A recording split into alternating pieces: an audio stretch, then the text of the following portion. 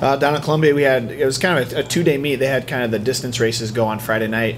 Absolutely the most beautiful weather I've ever seen for this point in April. It was probably in the upper 60s and no wind whatsoever, cool temperatures, so it was really good for the distance kids. We had a good night that night. So Shane Kirchhoff ran the steeplechase, got a start on the men's side. He ran a personal best there, now ranks him second in the Valley. Luke Johnson had a big PR in the 1500.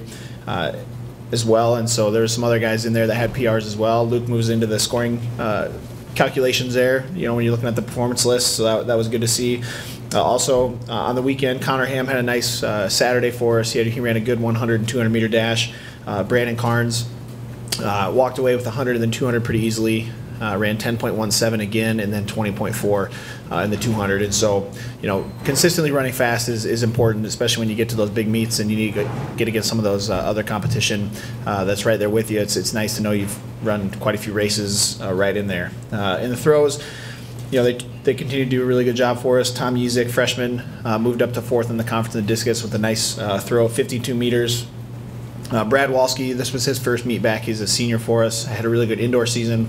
Battled some hamstring injuries early outdoors, and so this was his first meet for us, and he did a really nice job in all 3 throws, and so it's nice to have him back in the fold. And then Isaac Holtz, he was dubbed the men's most outstanding performer for the weekend. He got top 3 in all 3 throwing events, in the shot put and the hammer and the discus, and so he earned that award, which is nice. So right now on the throw side, we have 4 guys in the top 8 in the discus in the conference, 4 guys in the top 8 in the shot put, and then 3 guys in the top 8 in the hammer throw. That's the one I was thinking about. Yeah. On the women's side, again, the mid distance athletes got it off to a great start. Lindsay Schinkel ran a phenomenal race in the 1500, puts her about 4th in the conference, number 4 all time in school history at UNI. She's very new to the event. It's only the second time she's ever run it, so for her to be in that position right now is outstanding. Hannah Truniger, the freshman for us, she was freshman of the year in cross country, had a really good indoor meet, finishing 6th in the 5K and 3rd in the 3000. I ran the 2nd fastest time in school history there, and is in the top 3 in the conference. Danny Reichert's a freshman from Hudson, had a nice jump in the long jump, and then our high jumpers had a terrific weekend as well. Cassidy Sharp and Maria Gonzalez both cleared 5.7, puts them number 1, number 2 in the conference right now. In the throws, Maddie O'Brien stepped up big for us this weekend. She threw a nice toss, puts her in the top 4 in the conference.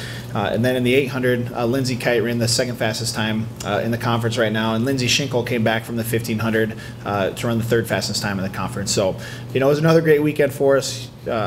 We just keep getting better. That's what you want to do. We head into kind of the meat of our season now.